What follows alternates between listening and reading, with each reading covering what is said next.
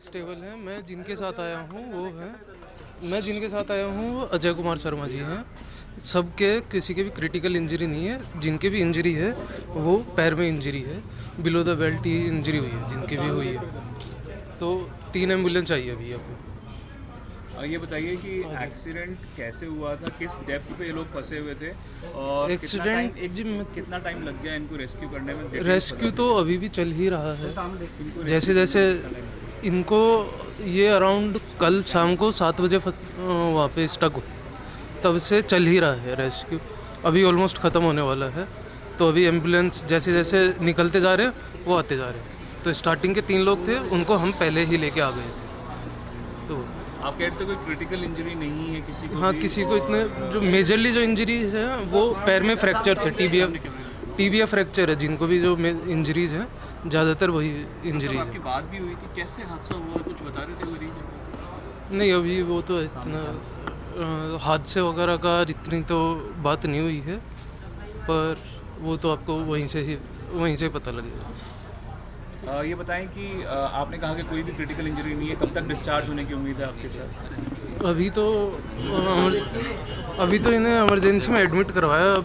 मणिपाल का स्टाफ देखेगा कि कैसे क्या है। हमने प्राइमरी ट्रीटमेंट दे दिया था तो वहाँ से स्टेबल है। वहाँ पे एम्बुलेंस में स्टेबल हो गए थे। अभी और लोग भी आ रहे हैं? अभी आ रही है एम्बुलेंसेज, और भी एम्बुलेंस जैसे जैसे रेस्क्यू होते जा रहे हैं तो वैसे वैसे एम्बुलेंस आती जा रही है। उम्मीद से मतलब कुल कितने घायल या जयपुर लाए जाएंगे? अभी तो 4-5 एम्बुलेंस तो आनी चाहिए। हाँ जी, ठीक, थैंक यू। आप देखिएगा 1 मिनट बात करके, 1 मिनट खेतड़ी में तांबा प्रोजेक्ट कोलिहान माइंस हादसे से जुड़ी बड़ी अपडेट मिल रही है। कोलिहान माइंस में रेस्क्यू ऑपरेशन को लेकर सफलता मिल चुकी है। रेस्क्यू ऑपरेशन का 3रा चरण पूरा हुआ है। 3रे चरण में 2 लोगों को रेस्क्यू किया गया और अभी तक 10 लोगों को सुरक्षित बाहर निकाल लिया गया है। देखिए, रेस्क्यू ऑपरेशन के 2रे चरण में 5 लोगों को निकाला गया था और सबसे पहले 3 लोगों को सुरक्षित बाहर निकाला गया था। निकाले गए सभी लोगों को जयपुर रेफर किया गया। सबसे पहले उन्हें फर्स्ट एड दिया गया और उसके बाद जयपुर के लिए रेफर किया गया। बड़ी खबर आपको बता रहे इस वक्त की घायलों को जयपुर के मणिपाल हॉस्पिटल लेकर आया गया है। एसडीआरएफ की टीम रेस्क्यू ऑपरेशन में लगातार जुटी हुई है। कल रात से ही मौके पर डटे हैं आला पुलिस और प्रशासनिक अधिकारी। मुख्यमंत्री भजनलाल शर्मा ने रेस्क्यू को लेकर अपडेट भी ली है और साथ ही एक्स पर पोस्ट भी उनका सामने आया। 3 तस्वीरें देख पा रहे होंगे कि किस तरह से रेस्क्यू ऑपरेशन जारी है और आपको जानकारी दे दें कि जो एम्बुलेंस है उसकी मदद से जयपुर इनको लाया जा रहा है। सबसे पहले बाहर निकालते ही फर्स्ट एड दिया जा रहा है और उसके बाद जयपुर के लिए रेफर कर दिया गया। आपको जानकारी दे दें कि 14 लोग यहाँ पर फंसे थे। 8:30 बजे की घटना है और जानकारी दी थी कि लिफ्ट का चेन टूटने से यह हादसा हुआ और इसके अंदर 14 अधिकारी और कर्मचारी फंसे थे जिनको निकालने की कोशिश लगातार जारी है। 10 लोगों को सकुशल बाहर निकाल लिया गया। रेस्क्यू ऑपरेशन सफलतापूर्वक हो चुका है। 2रे चरण की बात करें, 5 लोगों को निकाला गया था। पहले चरण के अंदर 3 को निकाला गया था और 3रे चरण के अंदर 2 लोगों को निकाला गया। बड़ी खबर इस वक्त की आपको दे रही है और खुद मुख्यमंत्री भजनलाल शर्मा इस पूरे मामले पर नजर बनाए हुए हैं। उन्होंने खुद ने दिशा निर्देश दिए हैं इस पूरे मसले को लेकर और मुख्यमंत्री भजनलाल शर्मा ने रेस्क्यू को लेकर अपडेट भी यहां पर ली है। इसके अलावा कल रात से ही मौके पर पुलिस के आला अधिकारी, प्रशासनिक अधिकारी डटे हुए हैं और देखिए एसडीआरएफ की टीम रेस्क्यू ऑपरेशन में जुटी है। जयपुर की मणिपाल हॉस्पिटल घायलों को लेकर आया गया है जहां पर उनका उपचार किया जा रहा है। जानकारी दी थी कि कुछ लोगों को पैर में फ्रैक्चर भी हुआ है, ऐसी भी जानकारी यहां पर मिल रही है। ऐसे में सभी को जो बाहर आ चुके हैं उनको जयपुर रेफर किया जा रहा है, जयपुर के मणिपाल हॉस्पिटल। अधिक जानकारी लेंगे सहयोगी प्रदीप लगातार हमारे साथ बने हैं। प्रदीप, देखिए 10 लोगों को सुरक्षित बाहर निकाल लिया गया, 14 लोग फंसे थे। फिलहाल आपके पास क्या है अपडेट, कैसी है स्थिति वहां की, जरा जानकारी दीजिए। जी बिल्कुल, 10 लोगों को यहाँ पर निकाल लिया गया है। जो अभी है ना 10 से जो 5 लोग और बचे हुए हैं इस रेस्क्यू में, वो उनको बाहर निकाला जा रहा है। वैसे वहाँ जो मेडिकल टीम है वो उनकी देख रेख में वो 5 लोग मौजूद हैं और उनके साथ वो बाहर आ रहे हैं। अब इनमें 2-3 को लेके आएंगे या पूरे जो 5 बच्चे हैं उनको लेके आएंगे, वो अभी जब गेट खुलेगा इस कोलियान खान माइंस का, उसके बाद में पता लगेगा। लेकिन जो घायल जो हैं उनको ले जाने के लिए, जयपुर ले जाने के लिए सबको यहाँ जो एम्बुलेंस है वो कतार में लगी हुई है और इनमें जो आवश्यक उपकरण है मेडिकल से संबंधित वो इनमें मौजूद है। बिल्कुल प्रदीप, कितना और वक्त अब लगेगा, क्योंकि हम देख रहे हैं कि 8:30 बजे ये हादसा हुआ और अब 11 बज चुके हैं, कितना वक्त और कितना इंतजार और करना पड़ेगा? जी, हम ये कह सकते हैं कि करीब अब कुछ ही क्षण मानो या 15 से 20 मिनट और लग सकते हैं, क्योंकि जो रेस्क्यू में जो पहला और दूसरा चरण तीन चरण हुए थे, उन चरण में समय घटता गया था, 5 से 10 मिनट का समय का अंतराल था। अब करीब आज पौने घंटा के लगभग हो चुका है, तो अब अपने को वो सुखद तस्वीर कुछ ही क्षण में देखने को मिलेगी। उसके बाद जो रेस्क्यू, अगर पूरे जो बचे हुए लोग हैं करीब 5 लोग बताए जा रहे हैं, अगर उनको निकाल लिया जाता है तो रेस्क्यू पूरा सफल हो जाएगा करीब 16 से 17 घंटे के बाद में। लेकिन अभी तक जो गेट है उस गेट पे परिजन है, चाहे वो पुलिस प्रशासन है, चाहे स्थानीय लोग हैं, सब टकटकी लगाए बैठे हैं कि आखिरकार वो दरवाजा खुले और उसमें वो सकुशल लोग बाहर निकले और यहाँ से उनको प्राथमिक उपचार के बाद जयपुर अस्पताल ले जाया जाएगा। और करीब जो एसडीआरएफ की टीम है, यहाँ के जो प्रबंधन के लोग हैं, करीब 16-17 से ज्यादा लोग इस रेस्क्यू में लगे हुए हैं, अंदर जा रहे हैं ट्रॉली के माध्यम से। लगातार 3 रेस्क्यू सफल हो चुके हैं, चौथा चल रहा है।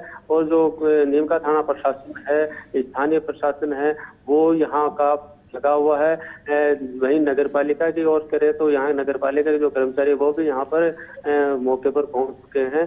क्यों कह सकते हैं कि तो एशिया की सबसे बड़ी खान है, केसीसी प्रोजेक्ट के तहत संचालित है। यहाँ पर ये हादसा हुआ था रात को, और हादसा बीतने के बाद चिंता की लकीरें यहाँ पर हुई थी, लेकिन रात को प्रशासन ने पुष्टि कर दी थी कि सब सुरक्षित हैं। बस ये जितनी बड़ी गहराई में लोग थे उनको बाहर अब करीब 16 घंटे बाद यहाँ निकाला जा रहा है। लगातार यहाँ पर चाहे मुख्यमंत्री भजनलाल शर्मा हो, चाहे केंद्र सरकार के जो अधिकारी है, वो लगातार इस पर मॉनिटरिंग कर रहे हैं ताकि सभी को सकुशल बाहर इलाज के लिए भेज दिया जाए और ये सक्सेस हो जाए। जी बिल्कुल प्रदीप, जिस तरह से यह हादसा हुआ, क्योंकि लिफ्ट में जो चेन थी उसके टूटने से यह हादसा हुआ। हम अक्सर देखते हैं कि जब भी लिफ्ट में हम बैठते हैं तो तमाम जो दिशा निर्देश है वो हमें फॉलो करने होते हैं। इसके अलावा एक और चीज सामने आती है, वो ये कि लिफ्ट का जो वक्त पे मेंटेनेंस है वो होना चाहिए। कहीं ना कहीं मुझे लगता है कि वो भी फेलियर यहाँ पर रहा, क्योंकि जिस तरह से वो चेन टूटी है, अगर लिफ्ट का प्रॉपर मेंटेनेंस होता तो शायद ये हादसा नहीं हो पाता। हाँ जिंदू, ये बात जरूर निकल के सामने आ रही है, क्योंकि इसमें जो यहाँ का जो श्रमिक वर्ग है उन्होंने इसको करीब केसीसी में जो है प्रमुख है उनको कई बार इस मामले में पत्र भी लिखा था और विशेषकर इस लिफ्ट को लेकर भी उन्होंने 15 दिन पहले आगाह कर दिया था कि इसकी मेंटेनेंस प्रॉपर होनी चाहिए थी।